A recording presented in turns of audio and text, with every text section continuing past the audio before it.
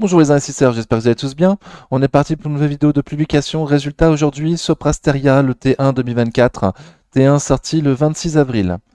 Ok, avant de faire ça, on fait les recommandations d'usage. Et si vous appréciez ce genre de vidéo, n'hésitez pas à mettre un pouce. Je vous rappelle que je ne suis pas un professionnel ni un conseiller financier, mais un simple amateur qui cherche à partager sa passion. Formez-vous et faites-vous vos propres convictions. Il y a beaucoup de choses gratuites sur Internet, donc il n'y a aucune raison de ne pas se former. Vous êtes seul responsable de vos investissements, du choix des positions et donc des plus-values et des moins-values qui vont avec. Ok, donc voici la publication. Comme d'habitude, vous avez en lien de la vidéo le communiqué de presse pour aller voir vous-même et le lire vous-même. Ok, donc Soprasteria, un premier trimestre 2024 conforme aux prévisions. Le chiffre d'affaires du premier trimestre 2024 s'est établi à 1,580 milliard en croissance totale de 13,8%. La croissance organique a été de 0,3%, donc très très peu, conforme à la guidance donnée fin février. Les objectifs de croissance organique, de taux de marge opérationnel et de flux net de trésorerie disponible sont confirmés pour l'exercice 2024. Alors, Paris le 26 avril, le chiffre d'affaires du premier trimestre de Soprasteria s'est élevé à 1,580 milliard comme on a vu, en croissance de 13,8%. À périmètre et taux de change constant, le chiffre d'affaires a augmenté de 0,3%. Donc ils ont fait des acquisitions, c'est les acquisitions qui font qu'ils ont une énorme croissance d'une année sur l'autre. Mais c'est pas la croissance organique. Ils vont en parler un peu plus loin. Ok, donc là on voit le tableau, hein, tout simplement. Ils ont fait plus de 13% par rapport au T1 2023 grâce aux acquisitions. S'il n'y avait pas eu d'acquisition, ils auraient fait seulement 0,3% de croissance. Cyril Malargé, directeur général de Soprasteria, a déclaré: sur le premier trimestre 2024, dans un marché toujours porteur pour les grands projets de transformation digitale, mais nettement moins dynamique pour les investissements discrétionnaires, Soprasteria a bien résisté en affichant une croissance organique de son chiffre d'affaires conforme aux prévisions. Nos priorités pour 2024 sont confirmées: réussir l'intégration des sociétés acquises en 2023, mettre en œuvre le projet de cession des activités de software bancaire avant la fin du deuxième trimestre ou au plus tard au cours du troisième trimestre, avancer sur nos chantiers de transformation interne et enfin accroître la performance économique du groupe. Sur ce premier trimestre, nous avons par ailleurs accéléré nos investissements dans le programme RALSE, d'adoption d'intelligence artificielle générative pour l'ensemble de nos collaborateurs. Soprasteria Next, notre entité dédiée au conseil, a structuré deux partenariats stratégiques importants. D'une part, une collaboration avec Microsoft pour le déploiement en entreprise de Copilot pour Microsoft 365. D'autre part, l'intégration au réseau de partenaires consultants IA de NVIDIA. Ces initiatives renforcent le leadership de Soprasteria dans le domaine de l'intelligence artificielle et permettent d'offrir à nos clients le meilleur de ces nouvelles technologies. Très bien. Commentaire sur l'activité du premier trimestre. Le chiffre d'affaires s'est élevé à 1,580 milliard en croissance totale de 13,8% par rapport au premier trimestre 2023. Cette évolution inclut un effet périmètre positif de 184,1 millions d'euros lié aux consolidations de CS Group et de Tobania depuis le 1er mars 2023 et d'Ordina depuis le 1er octobre 2023. L'impact des variations de devises a été positif de 3,1 millions d'euros. Dans un environnement caractérisé par un ralentissement des investissements technologiques discrétionnaires, une base de comparaison élevée, ils avaient déjà fait plus 9,1% au T1 2023, et un calendrier défavorable. Il y a eu un jour de moins productif au premier trimestre 2024 par rapport au premier trimestre 2023. La croissance organique a bien résisté avec une légère progression de 0,3%. Les secteurs qui ont le mieux résisté sont le secteur public, les secteurs financiers et la défense. Le chiffre d'affaires du pôle France, 39% du chiffre d'affaires du groupe en France, s'est établi à 624 millions d'euros, en retrait organique de 2,6%, donc pas cool. La plupart des verticaux ont affiché une contraction de leur chiffre d'affaires, y compris le secteur aéronautique, dont le recul conjoncturel sur le premier trimestre 2024 est de l'ordre de 4,5%. En revanche, les verticaux de la défense et du transport sont restés dynamiques et croissants. Le pôle Royaume-Uni, donc 15% du chiffre d'affaires du groupe, a enregistré un chiffre d'affaires de 240 millions d'euros, en croissance organique de 7,4%, donc très très bien. La croissance a été tirée par un secteur public très dynamique et un secteur privé qui a bénéficié des premiers effets des nouveaux contrats signés au deuxième semestre 2023. Leur montée en charge sera progressive au cours de l'année 2024. Très bien. Le pôle Autre Europe, donc 35% du chiffre d'affaires, a réalisé un chiffre d'affaires de 547 millions d'euros, en croissance totale de 33,5% après les consolidations d'Ordina et de Tobania. Donc très bien. La croissance organique a été de 1,7%, moins bien. L'Allemagne a souffert d'une conjoncture plus dégradée que dans le reste de l'Europe et d'un chiffre d'affaires en contraction. La Scandinavie, l'Espagne et l'Italie ont bénéficié d'une activité dynamique avec des taux de croissance de 5 à 8%. Très très bien.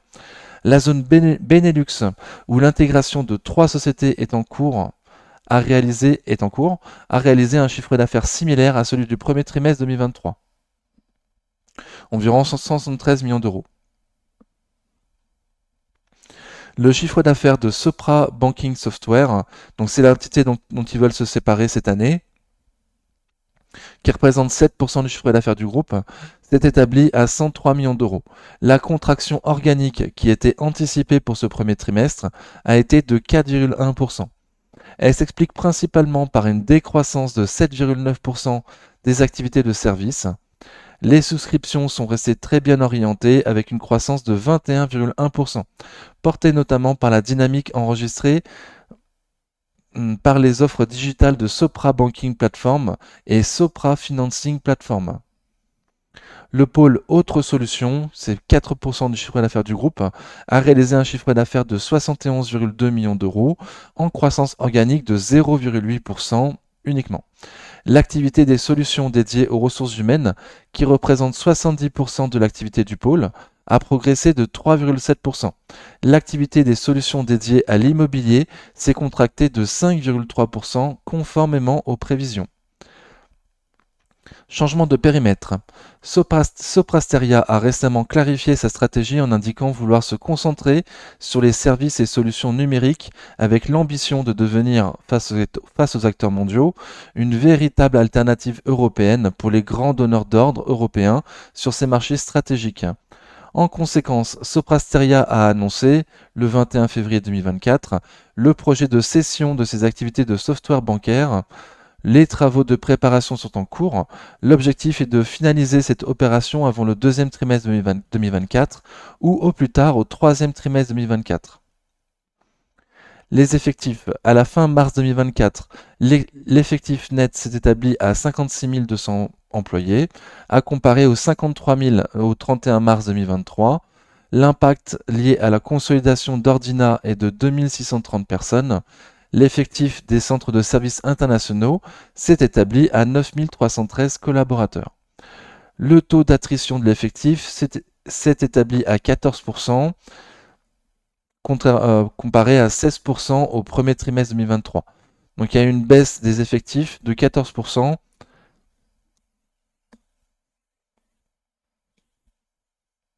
Voilà, mais ils ont plus d'employés grâce aux acquisitions qu'ils ont faites.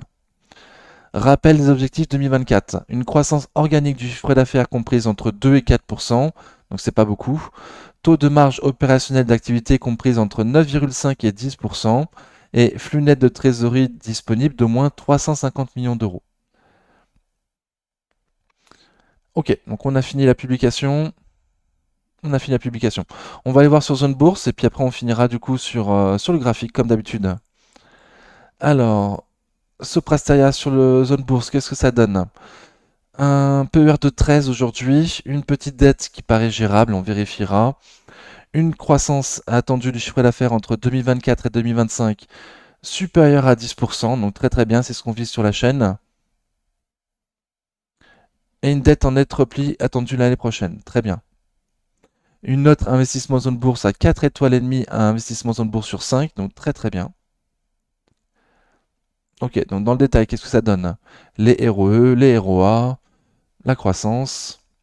Ok, donc ROE, nous sur la chaîne on cherche des entreprises qui ont un ROE supérieur à 15. On voit qu'historiquement ce Soprasteria n'est pas à 15. Au mieux, ils ont fait 14,2% en 2022 et en 2019, ils étaient à moins de 5% de ROE. Donc c'est pas exactement ce qu'on cherche, mais on voit que ça progresse quand même. Alors je dis ça, mais il y a 3 mois, quand ils ont publié leur chiffre annuel, ils étaient à seulement 10% de ROE. Donc c'est en dessous de la cible visée sur la chaîne des 15%. Par contre, pour les années à venir, il a attendu une rentabilité des capitaux propres, donc un ROE proche de 20. Donc là, on serait bien dans la cible visée sur la chaîne. On n'a pas de ROA malheureusement. Et pour ce qui est de la dette, elle représente moins d'une fois l'EBITDA attendu pour cette année. Ok, donc on est en dessous des deux leverage dette sur EBITDA qu'on vise au maximum sur la chaîne. Très bien. Donc la dette paraît raisonnable. Et des ROE attendus en très forte progression.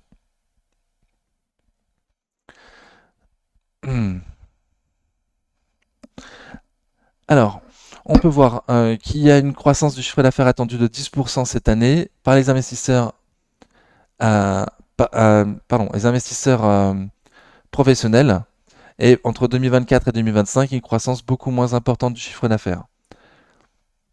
Donc historiquement, il y a eu une très très belle croissance du chiffre d'affaires à la sortie du Covid sur Soprasteria.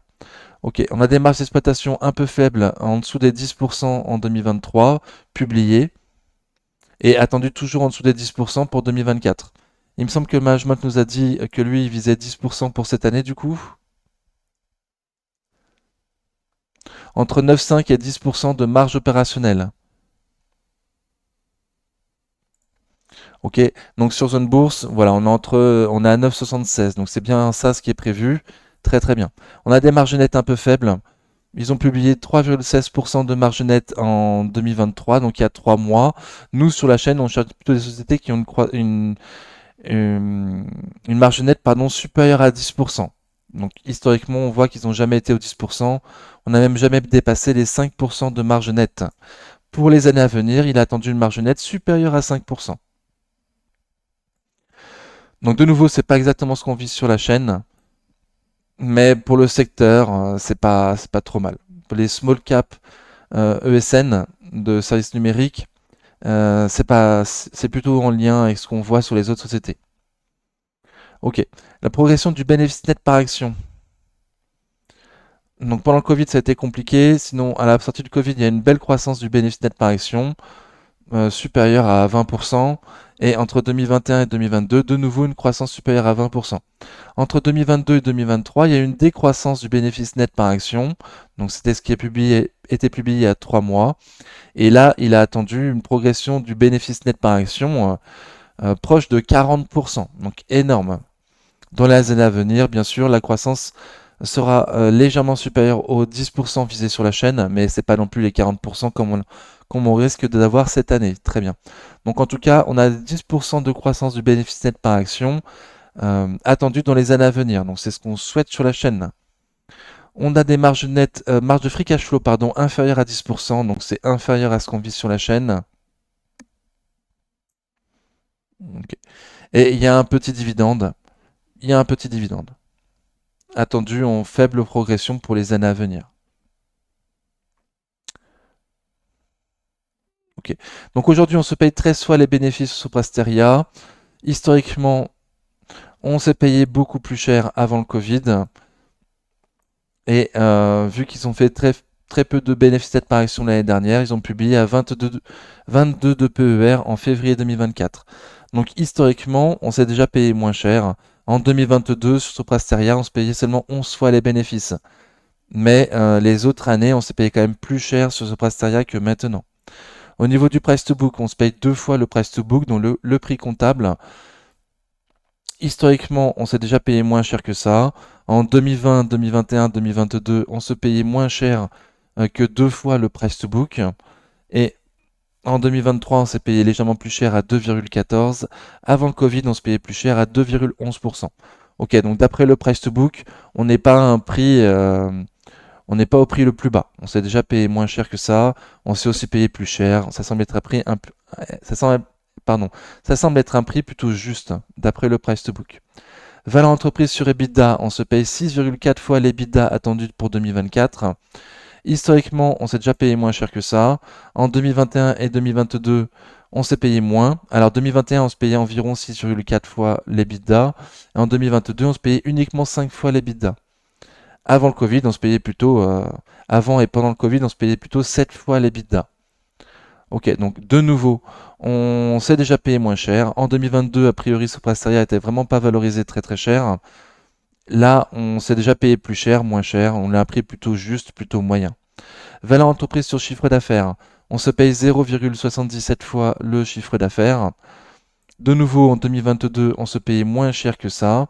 C'était une opportunité en 2022, Soprasteria a priori. En 2021, on se payait 0,75 fois le chiffre d'affaires, donc pratiquement comme maintenant. Et les autres années, 2019, 2020 et 2023, on se payait légèrement plus cher. Donc de nouveau, on ne semble pas être à une opportunité particulière sur Soprasteria, mais on s'est déjà payé plus cher également. Ok. Et à part 2022, où là c'était la grosse opportunité, sinon les prix semblent plutôt justes sur Soprasteria. Ok, avec un PER de 13. Donc moi j'ai visé 15 de PER sur Soprasteria. Hop. Parce qu'il y a de la bonne croissance attendue. Donc je vise un peu plus, en sachant que j'ai 20% de marge de sécurité. Bon. Donc Soprasteria, de long terme, ça donne ça. Donc très très bien, très très beau graphique. Hors dividende. Avec un PER de 15, au vu de ce qu'ils ont publié il y a 3 mois, on peut estimer le prix de l'action à 136 euros, le prix juste de l'action. Si on se projette par rapport aux estimations des analystes professionnels vus sur une bourse, avec un PER de 15 cette année, on pourrait viser les 245 euros de prix juste. Pour 2025, avec un PER de 15, on pourrait estimer le prix juste de Soprasteria à 281 euros.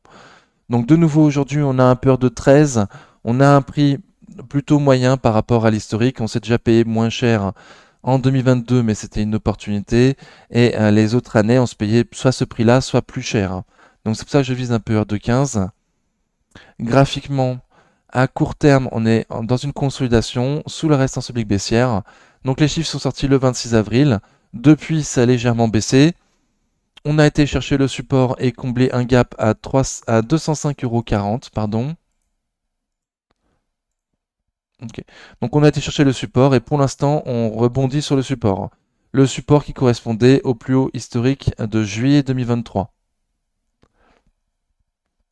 Donc le support exact, c'est 205,40 €, 208,40 €. Vendredi 3 mai, on a rebondi du coup sur ce support. On est passé au-dessus de la résistance oblique baissière, mais il n'y a pas eu d'explosion du prix. On a refusé de clôturer au-dessus de la moyenne mobile court terme, avec un volume plutôt normal. Un RSI qui remonte, on était très très bas, là on est passé à 40. Donc le prix paraît relativement juste sur Soprasteria, avec un PER de 13. Donc on peut aussi monter un peu plus sur Soprasteria. Je vise 15 de nouveau. Voilà, il y a un support qui a bien fonctionné. Imaginons au plus bas, pardon, imaginons un peu plus bas, on a M200 jours aujourd'hui à 201,119 € qui pourrait faire support. Passer en dessous de ces prix-là deviendrait beaucoup plus intéressant sur Prasteria du coup. Mais pour l'investisseur qui viserait l'année prochaine un prix juste de l'action à 281 €, aujourd'hui on est seulement à 212 €. Il a attendu une forte progression dans les années à venir, surtout entre 2023 et 2024. 2023, ils ont fait une mauvaise année a priori. En 2024, ça devrait bien se reprendre et une croissance de 10% pour les 2 prochaines années à venir également. Ok, donc le prix aujourd'hui me paraît plutôt juste, mais pour l'investisseur de long terme qui viserait au minimum 2025, il y a déjà une petite opportunité en prenant en compte que c'est bien un début de ligne et qu'on peut, en cas de panique un petit peu de marché, l'avoir plus bas ce Prasteria, ça sera une encore plus grosse opportunité. J'espère que cette vidéo vous a convenu, n'hésitez pas à mettre un pouce si c'est le cas, et en attendant la prochaine vidéo, prenez soin de vous, ciao.